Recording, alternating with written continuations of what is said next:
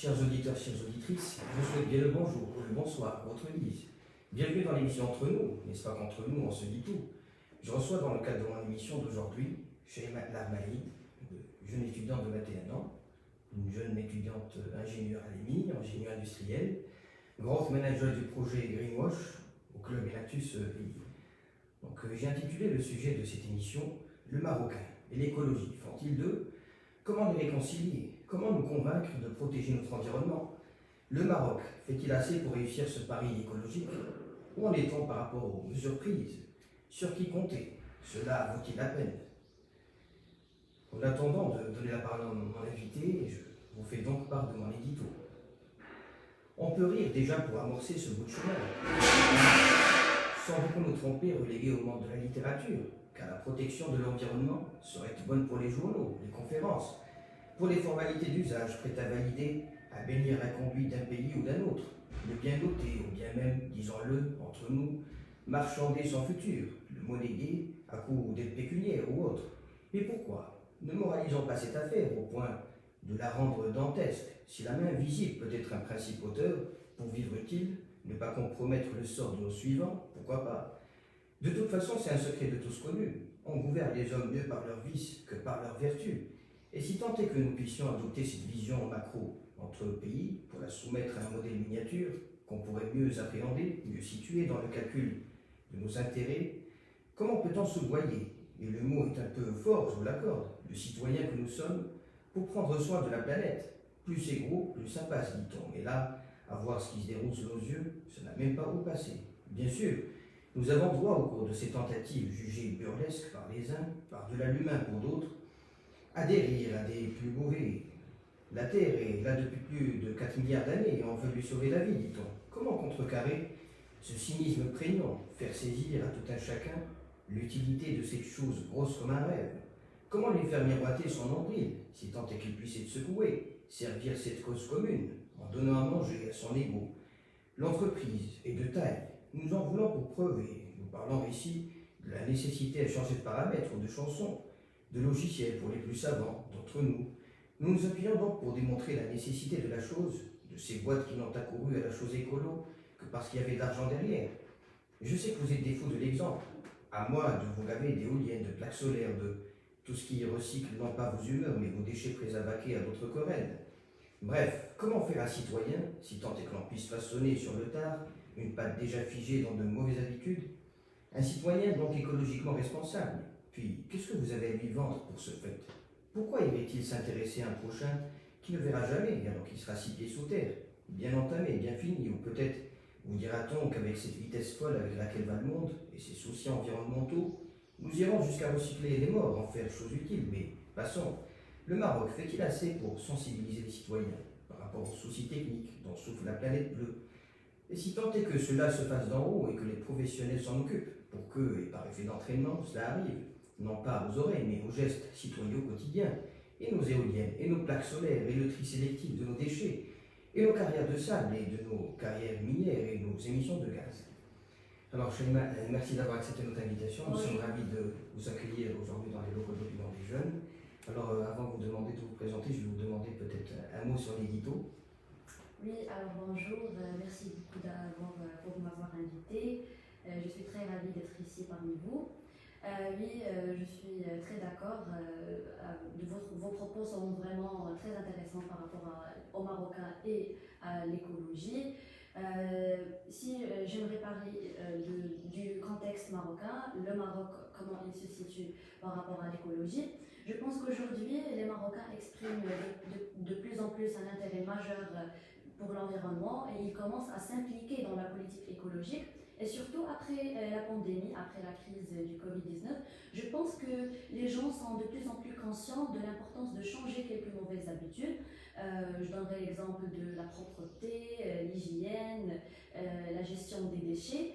Cette pandémie, je pense, a vraiment fait naissance à cet esprit écologique chez les citoyens. D'accord, donc alors, excusez-moi, je vous interromps. Avant d'attaquer le sujet, bon là, vous me donnez matière à vous contredire, parce que ce que vous dites là maintenant est bien optimiste, et bien, oui, bien tout face. Moi, j'aimerais bien que les choses soient comme vous les décrivez. parce que ça penche à peu près à contresens de mon édito, mais à vous de me convaincre après pour les questions que j'aurais à vous poser. Mais avant d'attaquer le sujet, je vais vous demander une petite présentation pour que nos auditeurs auditrices, pour que les Oui, avantages. alors déjà, je suis Sheima El Ramaïd, j'ai 21 ans, je suis une élève, comme vous l'avez dit, en génie industriel à l'école Mohammedia d'ingénieurs en deuxième année. Je suis ici pour représenter mon équipe Enactus EMI en tant que Growth Manager du projet Greenwash. Nous allons parler déjà de ce nouveau projet. Oui. Donc voilà, pour Growth Manager, on va essayer de faire part à nos auditeurs auditrices, Oui. parce que moi-même je vous ai posé la question avant, il n'y a pas de quoi s'en cacher. Alors vous m'avez dit que il y a Growth Manager, Operation Manager, c'est la personne qui s'occupe de toute autre chose sauf la technique. Oui, alors pour chaque projet, nous avons un business manager, c'est c'est le porteur d'idées du projet, et l'équipe se divise en deux, une équipe operations et une équipe growth. Alors pour l'équipe operations, elle s'occupe de tout ce qui est technique, tout ce qui est prototypage, tout ce qui est développement, tout ce qui est recherche. Et l'équipe Growth se charge de tout ce qui est commercialisation, vente, médiatisation du projet, recherche d'incubateurs, l'appel des associations. Oui, et je pense que cette répartition nous a bien permis d'avancer dans nos projets, puisque chaque équipe a son travail, chaque équipe se concentre sur des points bien précis. Très bien, parfait, merci pour cet éclairage. Je pense que la chose a mérite d'être claire. Maintenant, on va passer à ce qui semble être le souci ou bien le sujet de clivage entre vous et moi, parce qu'il semble que d'après la première remarque, le premier mot que vous avez porté par rapport à mon édito était penché à contresens, que les choses que je prêchais moi de mon côté, peut-être que moi je suis pessimiste, mais j'espère que d'ici la fin de l'interview, je serai de votre côté et que vous me convaincrez que oui, le Marocain est optimiste, oui, le Marocain est soucieux de l'écologie, oui, le Marocain peut être mieux demain. Alors moi, je vais revenir sur certains points de mon édito que je souhaite aborder avec vous, puisque vous êtes là, saisi l'occasion. Alors, franchement, entre nous, Marocains, vous et moi, nous sommes dans le contexte, nous n'allons pas nous mentir, hein, nous n'allons pas jouer la carte d'hypocrisie. Nous savons, nous essayons de nous mettre, comme le dit si bien l'expression anglaise, dans ce qu'on a parlé de growth et operation. Là, vous m'inspirez un peu vers mon côté peut-être anglophone. Nous allons nous mettre dans ce qu'on appelle les chaussures de l'autre, si tant est que certains dans des régions puissent en avoir, hein, des chaussures. Mais bon, là, il n'est pas le sujet. Mais entre nous, franchement, n'est-ce pas qu'entre nous, on se dit tout, hein, c'est le slogan de l'émission. Alors, est-ce que vous pensez sincèrement qu'un Marocain qui a peut-être du mal à assurer son vivre et son couvert, un mal de nature pécuniaire et autres, à joindre les deux bouts, qui pense à la fin du mois, qui pense à son train-train quotidien, à son carpe diem, hein, Est-ce que franchement vous pensez que vous et moi aujourd'hui, si tant est que nous puissions être les ambassadeurs, non pas du bonheur, mais de l'utile, hein, vous et moi, et rassasser des choses telles que, bon, moi je vais commencer par l'universalisme, et puis par le monde entier, la terre bleue, pour en venir ici au Maroc, au contexte qui nous apporte le mieux. Est-ce que le Marocain a une oreille à nous prêter, je dis même pas à nous donner, à nous prêter pour parler de la fonte l'Antarctique, pour ce qui est je ne sais pas, peut-être qu'on va ramener le problème ici au Maroc, quand on parle qu'il y a 900 000 tonnes de déchets par an, que 92% de nos eaux usées ne sont pas toutes traitées, que 52% sont versées dans la mer, qu'il y a 1600, je ne sais pas, j'espère que les chiffres que j'ai retenus sont corrects et que je peux compter sur la seule mémoire. Est-ce que, par exemple, les 1600 plantes ou bien les 600 espèces d'animaux qui sont en voie d'extinction l'intéressent? Est-ce que vous pensez que le Marocain, franchement, a une tête pour ça? Oui, bien sûr, je suis d'accord. La bonne partie des citoyens marocains sont désintéressés par la question écologique et ils pensent qu'ils ne sont pas touchés par les effets du système écologique, que c'est une question qui ne le concerne pas. Et qui ne menacent pas leur vie. Alors que malheureusement, l'écologie est un projet sur lequel nous devons travailler tous et qu'on doit développer tous pour le bien-être, pour notre bien-être, pour une meilleure qualité de vie pour nous et pour les générations suivantes. Alors là, en ce qui concerne les Marocains, je pense qu'aujourd'hui, il y a une amélioration par rapport aux années précédentes, qu'on commence à avoir une conscience par rapport au sujet de l'environnement et de l'écologie, et surtout chez les jeunes. Alors, je vais anticiper, donner un peu l'exemple du projet Zéro Mica, par exemple. Je pense que la voie législative est une bonne voie pour incruster les valeurs écologiques chez les Marocains, chez les citoyens. À titre d'exemple, le projet Zéro Mica, alors en 1er juillet 2016, le Maroc a opté pour la loi de l'interdiction de la fabrication et de l'utilisation des sacs en plastique. En premier lieu, les Marocains et les unités de production ont refusé la loi, bien sûr, mais après 2 ans, je pense que les Marocains ont commencé à changer leurs habitudes, à opter pour d'autres alternatives telles que les sacs en tissu, les sacs biodégradables, le carton, etc. Alors moi, je pense, j'étais impressionnée par le fait que le Marocain, soumis à cette loi, était prêt à changer un comportement qu'il avait depuis des années et des années. On sait bien que les sacs en plastique, surtout noirs, étaient vraiment très répandus ici au Maroc. Alors, voir ce changement dans peu de temps, je pense que ça m'a donné l'idée que le citoyen marocain peut changer, pourra changer ses habitudes en termes d'écologie s'il est bien cadré dans une loi bien structurée et s'il est soumis. Je sais bien, nous les Marocains, si on n'est pas soumis à la chose, on ne va pas la faire.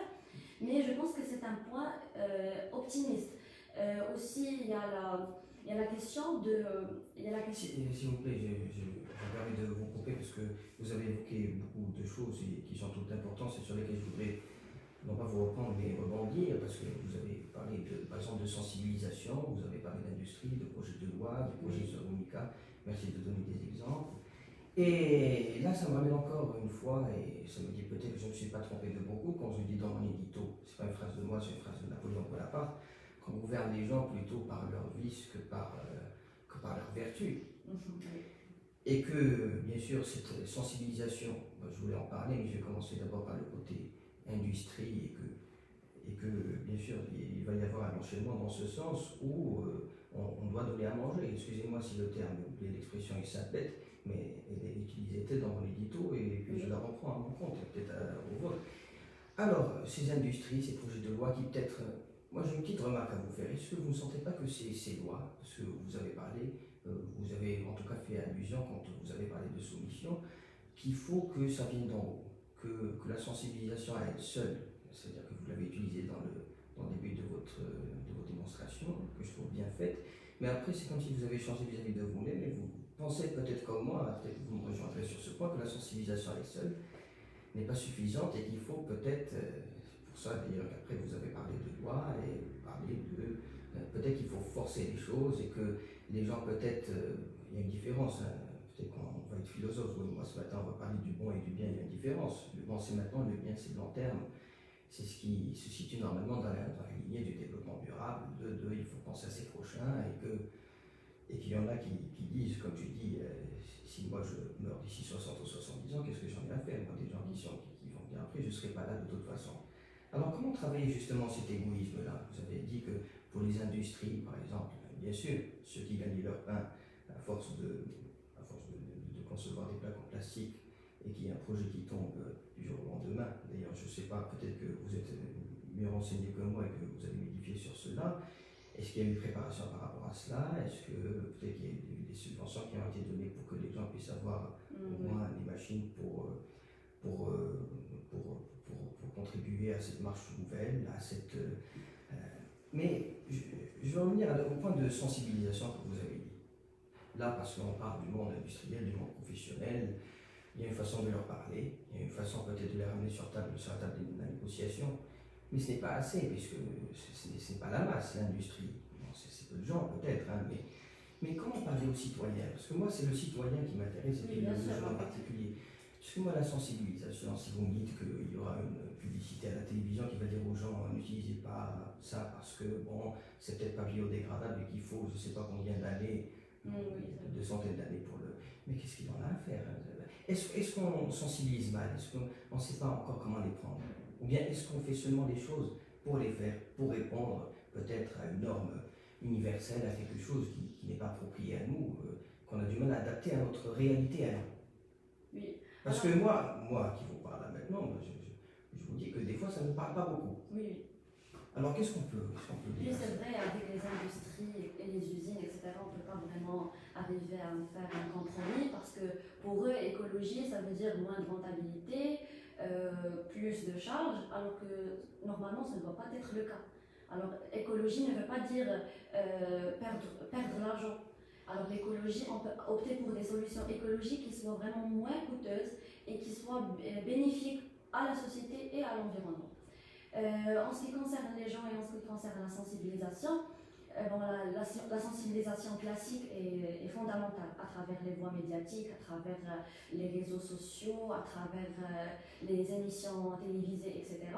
Je pense que, comme vous l'avez évoqué, c'est comment sensibiliser. Alors il faut faire comprendre aux gens que c'est une question fondamentale aujourd'hui. Ce n'est pas secondaire. Les gens pensent que lorsqu'ils se trouvent par exemple devant deux produits, un écologique et l'autre un produit classique, il va opter pour le produit classique parce qu'il pense que le produit écologique va être moins performant. Mais c'est ça. On pense que écologique égale une performance moyenne. Je pense que il faut tout d'abord, la sensibilisation commence de l'école, je pense. Il faut commencer par l'école, il faut que l'école soit le modèle type d'une société qui respecte son environnement et qui fait intégrer tous les intervenants, doivent contribuer aux protections de l'environnement. Et je pense aussi que le citoyen doit se trouver dans un cadre qui respecte l'environnement. Dans les supermarchés, dans les administrations, dans les rues, etc. Il faut faire un cadre de protection de l'environnement. Il doit trouver, par exemple, où jeter les ordures, etc.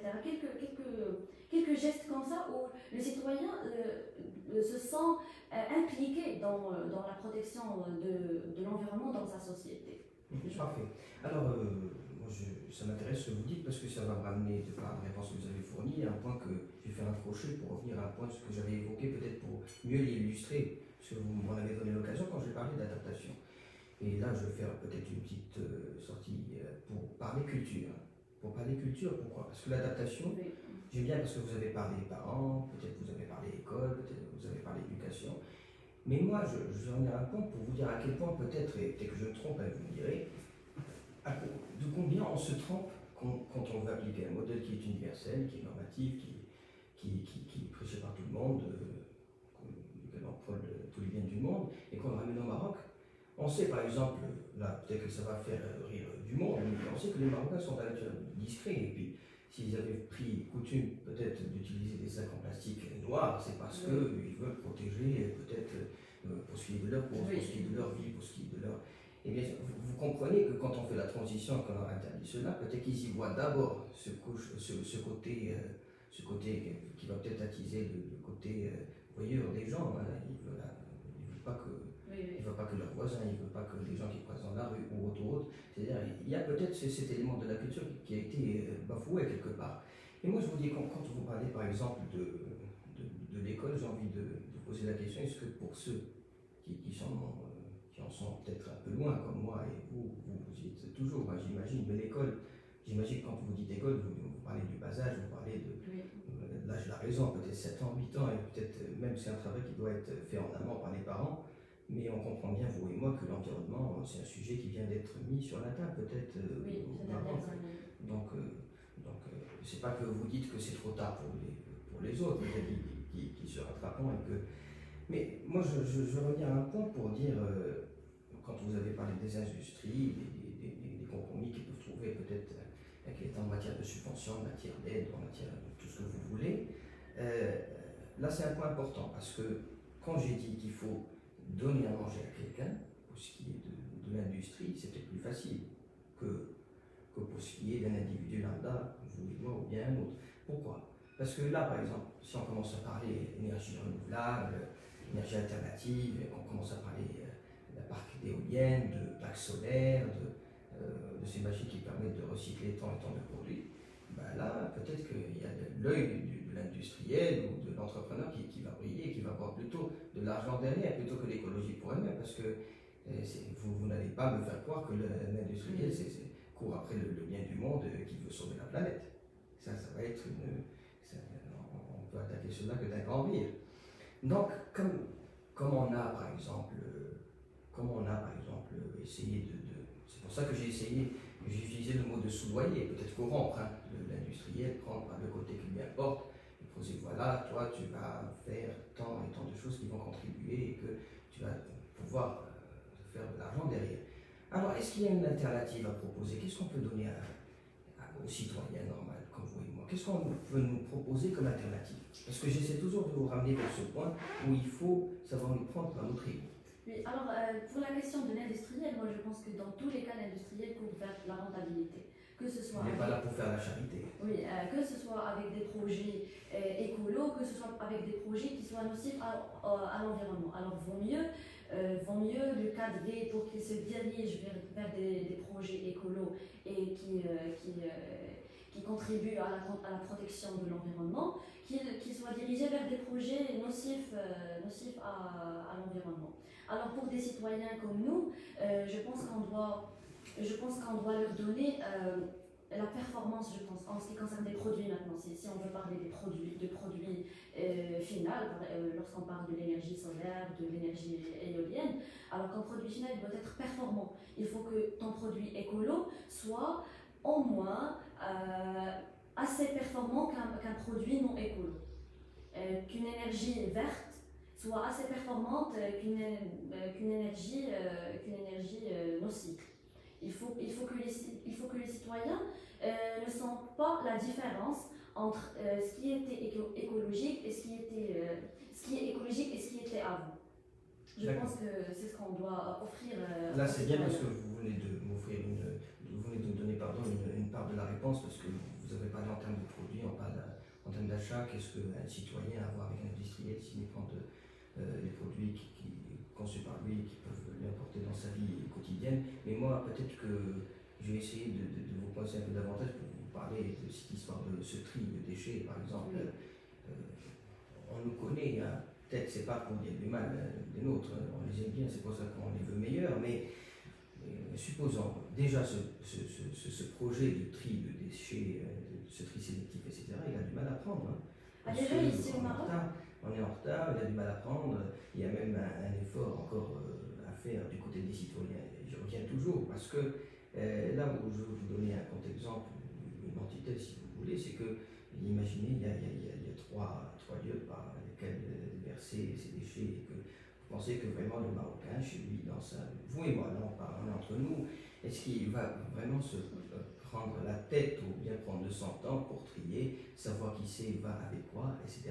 C'est là où, peut-être, pour vous dire que ce n'est pas que les produits qui achètent de l'industriel, et que lui, bien sûr, de son côté, l'industrie doit faire à ce que le citoyen ne ressente pas une différence au niveau de la qualité, au niveau du prix aussi, au niveau, parce que bon, on comprend qu'un produit nouveau, si on applique peut-être l'économie d'échelle, au début il ne va pas être produit à grande quantité pour qu'il puisse amortir le prix, etc.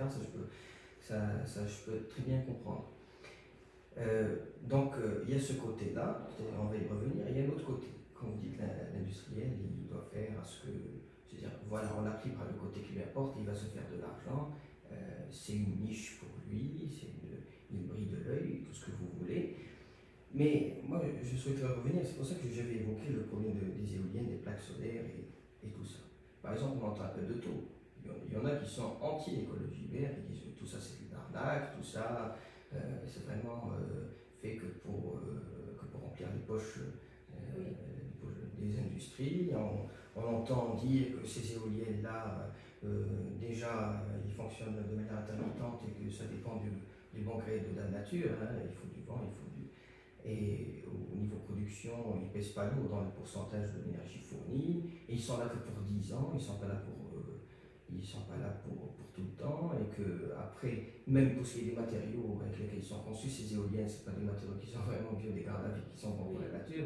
C'est-à-dire, on peut dire, sans beaucoup nous tromper, nous et moi aujourd'hui, et sans peser lourd sur notre conscience, que peut-être, oui, et ces gens-là ont raison, hein, c'est que quand on voit ces parcs éoliennes marcher gros comme le monde, on peut dire que où est l'écologie là-dedans?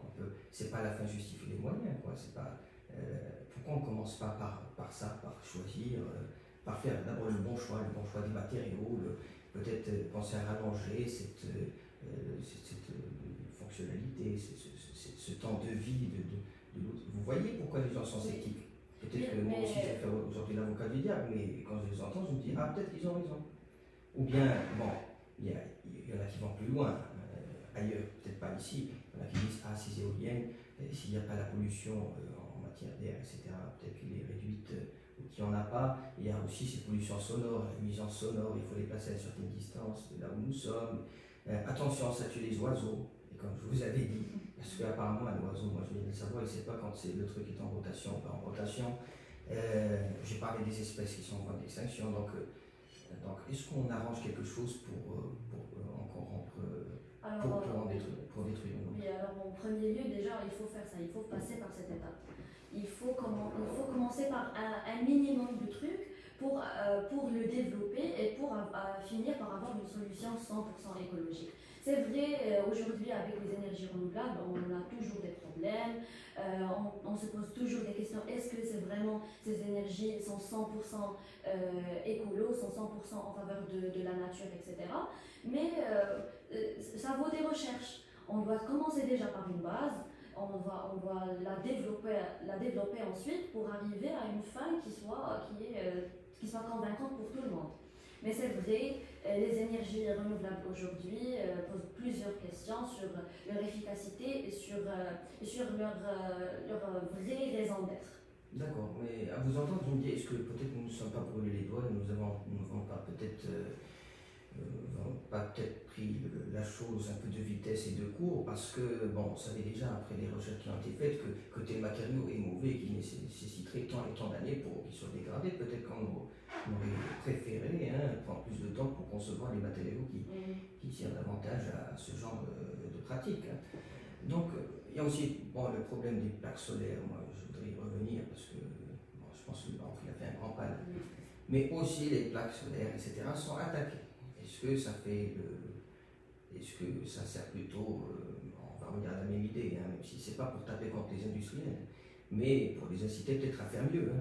Parce que moi, je vais vous parler je vais nous situer par rapport à ce que fait le Maroc en matière d'énergie renouvelable, en matière de. Vous connaissez, moi je vais vous citer un problème phare qui est sur la langue de tous et qui est sujet de préoccupation, le stress hydrique par exemple, ça c'est très grave. Oui. C'est hydrique, d'après, si ma mémoire est bonne et que les chiffres que j'ai retenus soient les bons, normalement un habitant il doit être à 1000 m3 de réserve à lui seul, on est à 650, on est un peu, et ça c'est le minimum qu'on doit avoir normalement. Alors quand on parle stress hydrique, on peut par exemple faire le lien.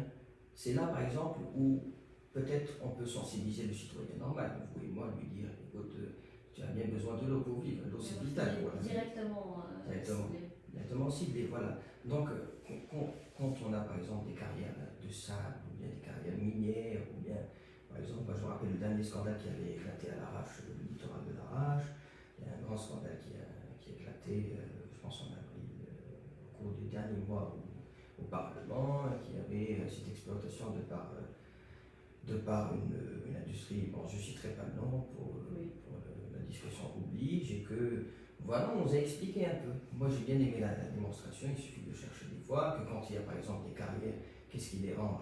Bon, le sable ça se vend bien, et ça a aussi des côtés positifs à l'utilisation, mais on comprend que ça détruit par exemple les nappes phréatiques, le fond marin. Le fond marin c'est quoi? C'est les petits poissons qui doivent manger du fond marin pour que les gros poissons puissent les manger. Et puis vous savez très bien que le Maroc, vous et moi, il compte beaucoup sur la pêche et puis l'agriculture pour ça. Donc ça touche et les nappes phréatiques, donc l'eau, stress hydrique, et ça touche aussi le côté sur lequel on compte, le côté, comment on va appeler, côté d'exportation, la pêche, etc. Donc peut-être c'est une façon de sensibiliser plus par des choses qui le touchent au quotidien, plutôt que de lui parler de biodégradabilité, voilà, je vais y arriver, ou autre chose peut-être qui ne lui parle pas beaucoup. Et qu'en parlant de carrière, on peut par exemple citer les plaques solaires, parce qu'on dit que ce sont des mines de quartz, de charbon. C'est pour ça que je me dis, est-ce qu'on ne touche pas à quelque chose pour détruire une autre? Alors je ne sais pas si vous pouvez un peu m'éclaircir sur la chose. En ce qui concerne Les énergies renouvelables, le Maroc, où en est-on? Est-ce qu'on est sur la bonne voie, pas sur la bonne voie? Oui, d'accord. Alors, en ce qui concerne les énergies renouvelables, comme j'ai déjà dit, c'est vrai, on attaque des choses pour détruire d'autres. oui, pour détruire d'autres, mais c'est comme un premier pas, vers un monde écologique, c'est nécessaire. Il faut prendre ces risques. Il faut prendre ces risques pour y arriver. En ce qui concerne le Maroc, par exemple, en question de la gestion des déchets, on sait aujourd'hui, je vais revenir sur les déchets, parce qu'on sait bien qu'on ne dispose pas d'un système de traitement de déchets durable et efficace ici au Maroc. Dans toutes les villes, on n'a que du massacre. Et aussi en termes de recyclage, 7% seulement des déchets sont recyclés au Maroc, un chiffre qui est vraiment très très très loin de ce qu'on trouve chez les pays développés. Donc on est vraiment un peu en retard dans cette question. Et en ce qui concerne les énergies, je retourne maintenant. Ouais, je vais juste faire une petite remarque ou bien rajouter une petite information pour nos auditrices. Quand on parle d'industrie, vous avez là parlé de déchets et puis de recyclage dans les 7%, ce qui est très peu. Il faut comprendre pourquoi on est en train de taper sur les industriels aujourd'hui. C'est qu'on connaît bien que Casablanca, c'est là où il y a le plus d'industrie. Ici au Maroc, c'est la capitale économique et que vous imaginez, d'après les chiffres, 42% des déchets nous viennent de là-bas, pour la ville de Casa, ce qui est énorme. Oui. C'est-à-dire que les industries, ils ont vraiment énormément de travail à faire. Je vous laisse continuer, excusez-moi de vous interrompre. Ah oui, bien sûr, en ce qui concerne les déchets, c'est vrai, on doit vraiment mettre en place des projets vraiment gigantesques pour résoudre ce problème de déchets. Et là, je pense que le Marocain ici, c'est quelque chose qui lui parle directement, parce que lorsqu'il sort dans les rues, etc., il côtoie ce problème. Alors on peut sensibiliser dans ce sens, même si dans cette question le citoyen n'est pas vraiment toujours responsable, parce qu'il y a aussi les collectivités territoriales qui sont les premiers responsables de la gestion des déchets, etc. Mais le citoyen aussi fait partie de cette chaîne, et il doit être sensibilisé pour, par exemple, jeter les déchets dans un tel emplacement ou tel emplacement. Alors on peut l'attaquer dans ce sens. On peut attaquer son esprit écolo dans ce sens, des gestes simples qui vont changer sa vie et qui vont faciliter la tâche aux collectivités territoriales. Parfait. Là, parce que si tant est que je puisse résumer un peu la situation d'aujourd'hui, alors aujourd'hui, qu'est-ce qu'on a? On peut très bien réciter en la phrase connue après moi le déluge, c'est ce que je vois, c'est ce que m'offre le paysage et c'est très malheureux. Oui. Je pense qu'il faut s'attarder. Et je pense aussi qu'il y a une différence entre les régions au Maroc. Je pense qu'il y a des habitants dans des régions qui sont plus vigilants et qui sont plus investis dans la question la simple question de la propreté de leur quartier, le nettoyage, etc. Ils s'y investissent en coordination avec les collectivités territoriales pour le bien-être de leur quartier. Alors je pense que c'est le simple geste qu'un citoyen marocain pourrait faire dans le cadre écolo. Oui, les Marocains, un simple citoyen n'est pas forcé à s'intéresser à de grandes questions d'écologie comme le développement durable, l'épuisement des ressources par exemple. Mais ou bien le maintien de la température à 2 degrés Celsius, c'est irréversible, ça ne va pas lui parler. Exactement, exactement, il n'est pas censé d'agir dans ce sens, mais à contrepartie, il peut faire de simples choses.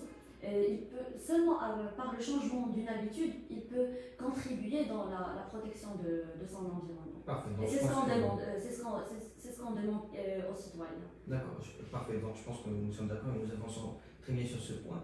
Et je ne peux que me réjouir du fait que nous faisons d'apporter plus de matière et d'éléments à notre première question qui m'a apporté le mieux, c'était comment toucher les gens dans l'utilité première ou dans ce qui leur parle, ou bien dans leur ego, ou bien ce qu'ils touchent. Alors, moi j'ai évoqué l'os vital, donc ils doivent composer avec les éléments qui contribuent de façon directe ou indirecte à préserver cette ressource qui est éphémère, qui finit, quoi. Et vous avez parlé du côté esthétique. Quand on sort et qu'on trouve des déchets partout, et ben, si vous voulez pas voir ça, vous devez y mettre de votre cœur et puis contribuer à ce rendu esthétique que vous espérez favorable. Alors, tant que j'ai parlé du stress hydrique, ça va me permettre de faire le lien et puis de nous ramener à votre projet, justement, Enactus.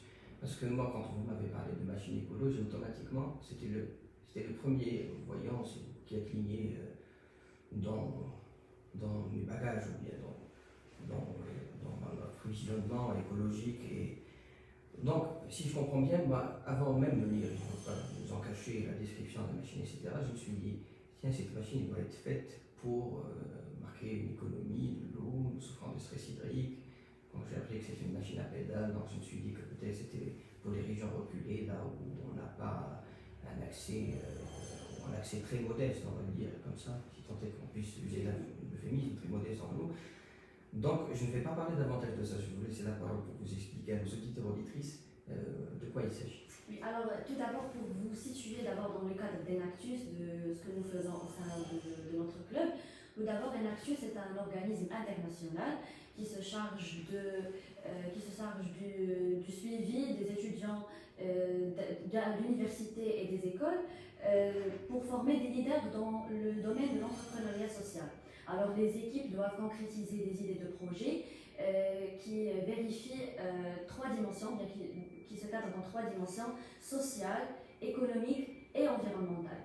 Le projet doit avoir nécessairement un aspect social et environnemental pour qu'il soit pris dans le cadre d'Enactus.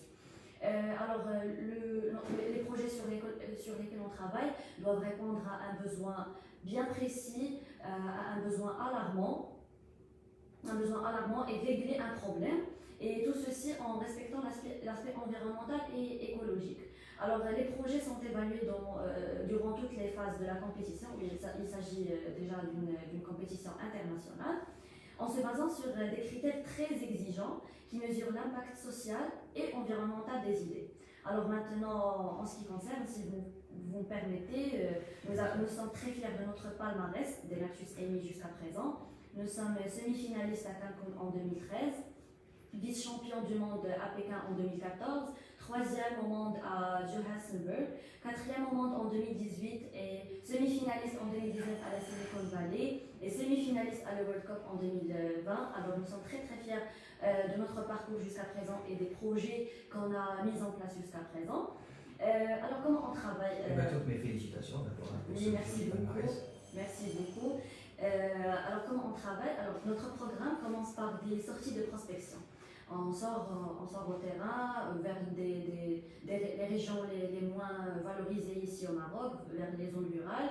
On côtoie les gens là-bas, on voit comment ils vivent, on s'approche de leurs besoins. Et puis ensuite, on met en place des idées, on propose des idées qui peuvent régler ou bien qui peuvent répondre à un besoin plus précis. Des idées de projet. Alors, qui ont un côté technique, du côté business. Alors, on lance des business. Je pense que c'est une très très bonne manière déjà pour intégrer les jeunes dans la question, dans la problématique de l'entrepreneuriat social et dans la problématique de l'environnement. Je voulais vous donner quelques exemples de nos projets récents avant de parler de notre nouveauté. Allez-y. Alors, nos recherches ont démontré que le Maroc est l'un des pays les plus menacés par le déficit hydrique, comme on a déjà parlé. Les quantités d'eau imparties par personne se diminuent avec la croissance démographique. L'un de nos meilleurs exploits dans ce sens est le projet Bluebinet. Alors, Bluebinet, c'est un dispositif équipé sur un robinet classique pour le rendre similaire à un mitigeur à infrarouge. Alors, on sait déjà que les mitigeurs infrarouges existent aujourd'hui, mais qui ont un prix très élevé que le citoyen marocain ne peut pas s'approprier. D'accord, est-ce que juste dans un effort de vulgarisation, vous pouvez dire davantage de ce mitigeur infrarouge? Ah oui, ce sont les robinets qui fonctionnent avec des capteurs. Ah voilà. Voilà, quand on met l'automate, il y a l'eau qui vient. Oui, exactement. Alors ces robinets Oui, alors ces robinets sont chers. Alors nous avons développé un modèle d'un Bluebinet. C'est un dispositif que tu peux placer sur un robinet classique pour le rendre à mitigeur infrarouge. Ah, d'accord. Pour qu'il fonctionne comme un mitigeur infrarouge. Alors c'est un dispositif qui est petit et qui est simple à utiliser. Alors pour vous donner une idée sur les projets, sur lesquels on travaille, oui, ce sont des projets simples qui demandent certes un savoir-faire technique, mais qui contribue un peu dans la protection de l'environnement et pour répondre à certains besoins. D'accord, pour ce qui est de ces mitigeurs, excusez-moi, je vais revenir à ça. Est-ce que vous êtes resté au prototype? Est-ce que vous avez Non, le projet s'est étalé sur 3 ans. On a réalisé des prototypes, Est-ce que pu vous vendre. avez réussi à Oui. faire une Oui. production en série en chaîne et que vous avez un grand nombre pour qu'on puisse l'avoir? Oui, à l'époque, parce que c'est un ancien projet, il date de, je pense, de 3 ans. Il vient du start-up. Oui, alors on a déjà parvenu à faire des prototypes et à vendre des dispositifs. Et en fait, on a conclu plusieurs partenariats avec ce projet et on est arrivé à réhabiliter les sanitaires de 2 entreprises à l'époque. Et ce qui est intéressant en ce qui concerne Bluebinet, c'est que il permet une consommation de 70% d'eau. Alors c'est très important comme 60% d'économie. Oui, Ah, d'économie d'eau. Alors je pense que c'est pour cela C'est que je énorme. vous ai dit que c'est vraiment l'un de nos meilleurs exploits en ce qui concerne les projets dans le cadre. C'est là où je comprends quand vous dites CCCD. que, excusez-moi de vous couper, c'est là où je comprends quand vous dites par exemple que si le citoyen ne veut pas faire la chose par lui-même, c'est là que c'est là que j'ai pu lire en filigrane derrière vos lignes, s'il ne veut pas faire la chose par lui-même, il faut le pousser à le faire sans qu'il s'en rende compte. Oui, Là, par exemple, il fait une économie de 70%, exactement. pas parce que lui il le veut, mais parce qu'on lui fait faire. Oui, avec une solution Il faut moins plus coûteuse. d'intelligence et de... Oui, une solution moins coûteuse et vraiment très simple à l'utilisation.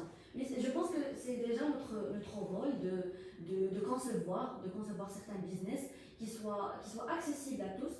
Alors, en général, on vise les milieux ruraux, les zones rurales, mais des fois, par exemple, pour ce projet Bluebinet, il est destiné à tout le monde.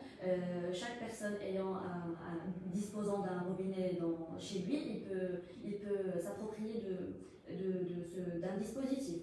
Alors, l'une de nos fiertés aussi dans le domaine des énergies, et le projet Stepergy, un autre projet aussi, c'est un dispositif d'éclairage alimenté seulement par la force de la gravité pour une durée de 15 minutes. Alors, il s'agit d'une lampe qui fonctionne avec la force de gravité. Et tant que la gravité est toujours là dans les éclats, Oui, la lampe fonctionne tout le temps. Exactement. La gravité n'a qu'à d'une pleine gravité. Exactement. Alors, il est équipé d'un sac. Alors, il faut seulement soulever le sac, le mettre par terre pour que la lampe fonctionne. Et on peut le faire et le refaire sans aucun problème. La durée de vie du produit est de 5 ans. Là, par exemple, moi j'ai une idée, je ne sais pas si c'est applicable, c'est à vous de voir si vous êtes scientifique ici. Peut-être, quand j'ai évoqué par exemple ce problème d'éolien qui compte sur le sol, qui est à la merci des vents, peut-être si on pensait à rallier son énergie à la gravité, ça aurait marché peut-être. Ah oui, bien sûr. Pour ça, ça peut être. Oui, je ne sais pas si je vous dis oui, ça. mais à vrai dire, son efficacité est moins plus parlante par rapport aux autres énergies, mais on peut travailler là-dessus. On peut exploiter davantage. Oui, on peut développer ces dispositifs. Alors, avec le projet Stepergy, on est allé jusqu'en Mauritanie, qui était vraiment très réceptif par rapport à l'idée de projet. Et bien, en Mauritanie, les problèmes d'électricité sont plus répandus qu'ici au Maroc. Et ils étaient très réceptifs par rapport au produit. On a pu implémenter plusieurs dispositifs dans les douars de Nouakchott, si je me rappelle bien. Un autre projet aussi qui s'inscrit dans le cadre écolo, c'est Aitera. Alors, Aitera, cette année, il est en sa troisième année. C'est une station agricole automatique qui permet à l'agriculteur de suivre les paramètres de cette terre à travers une application mobile pour optimiser son travail. C'est une solution moins coûteuse par rapport à ce qu'il y a dans le marché et qui aide les agriculteurs à optimiser leur rendement. Alors maintenant, Vous faites bien de parler d'agriculture, parce que je vais rebondir sur un point, on a parlé de stress hydrique. Il faut savoir, il faut dire à nos auditeurs auditrices que les agriculteurs sont ceux qui prennent la plus grosse part de l'eau, Oui. de notre eau, et puis pas que ça, c'est ceux qui payent le moins, ils payent de 300 600 francs moins que vous et moi. C'est pour ça que peut-être s'il y en a qu'il faut aider davantage, c'est eux. Vous faites bien de commencer par Oui, à travers l'irrigation, goutte à goutte, par exemple. On a changé le truc vers plutôt aspersion que. On a essayé de faire une aspersion locale plutôt que. Vous me direz le nom qui m'échappe là maintenant, c'est un mot technique, mais passons, c'est pas Oui, ça. alors, Allez-y. maintenant, j'arrive à notre dernière nouveauté, le projet Greenwash. Alors, il s'agit d'une machine à laver qui fonctionne sans électricité. Je vous explique. Alors, il s'agit d'un conteneur avec une pédale. Alors, pour faire fonctionner la machine, il faut mettre les vêtements dans le tambour à l'intérieur, mettre de l'eau, du détergent, s'asseoir sur le couvercle et pédaler pour que la machine à laver fonctionne. Alors, Ça va permettre aux gens de faire du sport, de bouger aussi. oui, alors, en premier lieu, on a visé les femmes des zones rurales parce que c'est eux vraiment qui galèrent pour faire du linge. Ils prennent des jours et des jours pour faire du linge. On sait bien que dans les zones rurales, il y a une journée de linge où elles galèrent à essorer et à laver le linge de toute la famille. Alors, on a pensé à ces personnes-là et on a pu développer un prototype qui leur permet de faire cette opération dans moins de temps, avec peu d'eau et sans électricité. Il suffit de s'asseoir sur le couvercle et pédaler. Alors, ce projet est maintenant en phase de développement de prototypes. On a déjà élaboré certains prototypes initiaux, mais on essaie toujours de développer les systèmes de transmission de la pédale. On est toujours en contact avec des associations qui étaient vraiment très réceptives par rapport à l'idée du projet. On a découvert vraiment que une machine à laver, c'est un luxe au Maroc. Hein. Plusieurs gens n'ont pas ce luxe et n'ont pas accès pas seulement à la machine à laver, mais aux factures qui s'en suivent. On sait bien qu'une machine à laver, on parle des factures d'eau, factures d'électricité. Oui, alors ce sont vraiment un problème pour les zones rurales. Et on leur a proposé l'idée de projet, ils nous ont dit vraiment il y a vraiment un besoin alarmant dans ce sens. Donc voilà, je présume que vous avez fait une étude de terrain, vous êtes rendu sur place, vous êtes auprès de la population. De quel problème souffrez-vous? Bien sûr, toujours dans la lignée écologique. Vous avez le problème, vous avez essayé de trouver une solution, et là, si j'ai bien compris, vous travaillez sur plusieurs prototypes à la fois pour savoir lequel est le plus efficace avant de lancer une production en chaîne. Oui, alors c'est l'équipe Operations qui s'occupe de tout ce qui est technique. Au début, on s'est basé sur un système de transmission d'engrenage conique. Puis, on a décidé de changer ce système de transmission en un système de transmission avec des engrenages normaux. Avec l'aide de certains techniciens, on a pu développer un modèle qui est maintenant facile à utiliser et très rentable. D'accord. Et pour le prix que vous avez, est-ce que vous parlez du prix? Alors dépend bien sûr du coût que ça va prendre, mais oui. Le prix, j'imagine que ça doit être abordable. Alors notre vision, on essaie toujours d'optimiser en termes de matière, en termes de... parce que est-ce que vous en donnez l'exemple quand vous utilisez ces matières-là, la conception de votre machine qui soit dite écologique, vous en utilisez des matières qui sont écologiques? Oui, alors c'est ça l'idée, et la difficulté en même temps, parce que dans le cadre de la compétition, lorsqu'on parle d'un projet écolo, il faut que le projet soit tout écolo, il faut que les matières... il faut avoir un maximum, un compromis entre le tout. Il faut utiliser des matières recyclables en moins, des matières biodégradables. C'est vraiment une question très très difficile. Lorsqu'on se penche sur cela, c'est très difficile. Des fois, on a eu des difficultés pour importer des éléments recyclables de l'étranger, parce qu'ici au Maroc, on ne dispose pas de ces matières-là. Ça a créé quelques difficultés, mais on essaie toujours de rester sur ce point. Aussi, un autre point sur les projets, il ne faut pas qu'ils émissent qu'ils émettent des gaz nocifs. Alors, les questions posées sur l'écologie, sur l'aspect écologique des projets sont vraiment très très exigeantes.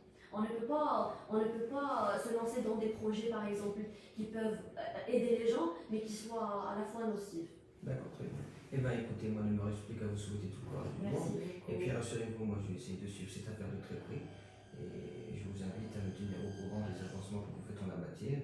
Et puis, bien sûr, on aura l'occasion d'en parler et puis d'en faire part aussi à nos auditeurs et auditrices, Oui. que j'espère ont été à l'écoute et puis qui ont saisi de nos pensées, de nos échanges. Et j'espère qu'ils l'ont trouvé fructueux. Que par la suite, bien sûr, le débat reste ouvert et que nous aurons aussi des remarques et puis des reproches qui se font, hein, ou bien nous, on est preneurs, de toute façon, on n'a pas ce complexe-là.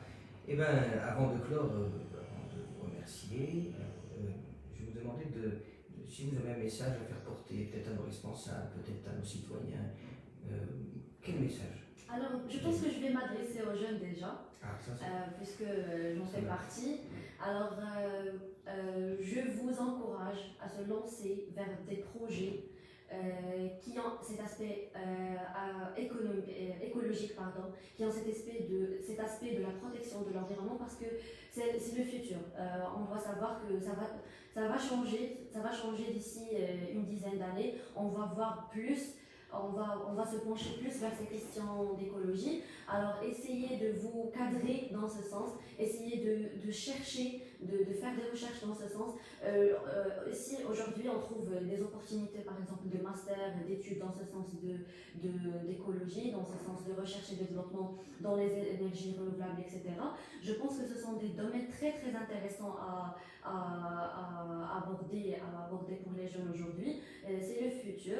Et en ce qui concerne les citoyens, je pense qu'il faut avoir un peu plus d'intérêt, un peu plus écouter peut-être. Il suffit d'écouter et de faire des recherches à propos des domaines et des projets innovants écologiques. Et ben voilà, je pense que vous êtes avisés. Et des jeunes avisés en Val-de-Doubs peut-être. Oui. Nous leur estimons et nous leur souhaitons beaucoup de, je ne sais pas si je vais appeler ça maturité, en tout cas beaucoup de responsabilités citoyennes. Et puis n'attendez surtout pas que je la contredise sur ce point, puisque moi aussi je verse avec dans ce sens, et je vous invite à creuser, comme notre invité a dit, dans l'environnement, dans ce qui vient, parce que c'est le futur, et ça permet quand même de sortir de soi et de s'intéresser de ce qui est des alentours, et puis de penser aussi à son prochain, de penser à la prochaine génération. Pourquoi pas, voilà, c'est l'heure d'être bon et utile. Et il ne me reste plus qu'à vous remercier encore une fois d'avoir répondu à nos questions, pour ce qui est de ma part, je suis gratifié pour ce qui est des éléments que vous avez apportés au débat. Nous attendons, comme je vous ai dit, les réactions de nos auditeurs et auditrices, des questions s'ils en ont. Et puis je vous dis, chers auditeurs et auditrices, à la semaine prochaine, avec un nouvel invité ou une nouvelle invitée pour un nouveau sujet.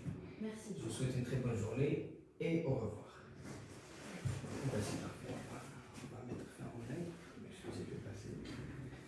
Il faut tâcher de m'enregistrer celui-là.